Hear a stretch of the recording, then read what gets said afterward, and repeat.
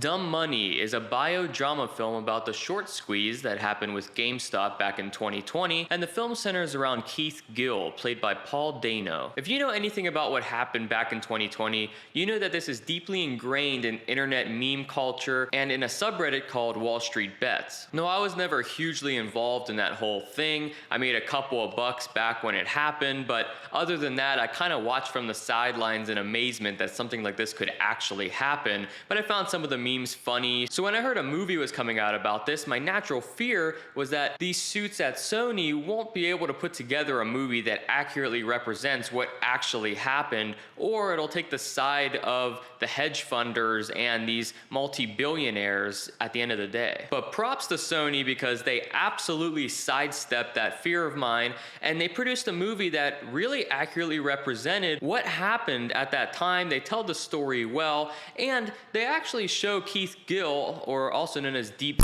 Value, in a really positive light. We get a look at his life before all of this happened, where he's just a financial analyst for MassMutual, I believe, and on the side he has a YouTube channel where he just talks about stocks and posts his portfolio, not really providing people financial advice, but just talking about stocks that he likes. And he really believes in this one particular stock, GameStop. I thought Paul Dano was really well cast in this role. He's such a versatile actor, and we're seeing that more over the past few years. If you go back and watch some of Deep Value's videos and streams, you can see a big resemblance in the way that Paul Dano plays him. So we see his internet fame grow with this Wall Street Bets community, but we also get to see all these side characters and them in their different socioeconomic positions and how they're perceiving what's going on with this short squeeze. And Seth Rogan does a great job of playing this billionaire hedge funder who lost his billions of dollars during this whole GameStop short squeeze. I was impressed by how believable he was in sort of a stuck-up billionaire role, because typically we see him as more of the common man type of role. Sebastian Stan also makes an appearance here playing the Robinhood CEO. If you know anything about Robinhood, it's probably the most popular app amongst my generation, at least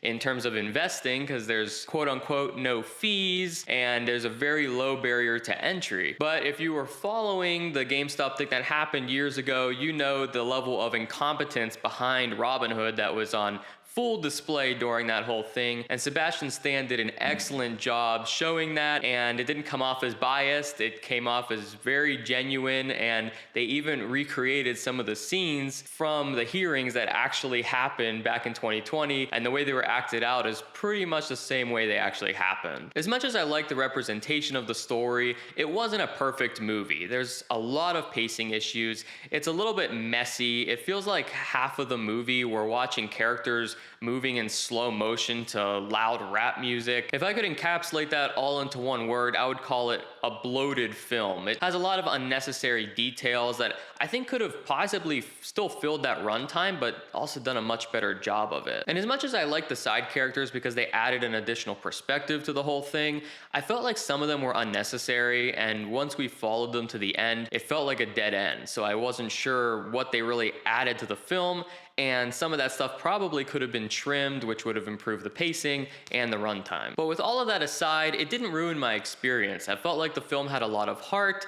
Like I said earlier, it represented things very accurately in my opinion, and to a surprising degree. All the performances were very well done, especially Paul Dano and Pete Davidson did a great job as his brother. They had a great chemistry. And I thought this movie was titled very well, Dumb Money. And the film kind of explains, without spoiling anything, dumb money is a term that rich hedge funders use for people like me and you that are retail investors, where we use our small amounts of money to invest. It's something that Wall Street used to be able to ignore, but after something like this, the film kind of uses that as a theme of like, they call it dumb money, but look what happened, they can't ignore it now. My initial perception of the title was that people got a lot of dumb money out of the whole situation, but I was pleasantly surprised to find that no, it actually was a term that was used for people's money that weren't these massive investors that were kind of rigging the system. Overall, I had a really good time with this film. It takes you back to that time when this was happening. If you were following it,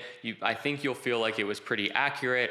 It shows the magnitude and gravity that it had on people's lives and the effect it had depending on what situation you were in. And despite its issues, I definitely recommend going out to see it. If you're even remotely interested in the whole thing, or you know everything about it already, I think either one of those camps will have a good time with this film. As always, guys, thank you for watching. Sorry if it's a little echoey and my setup's a little messy. I just moved, you can see in my last video. This is my new space, so I'll continue to improve it as I go. But thank you guys as always for watching. See ya.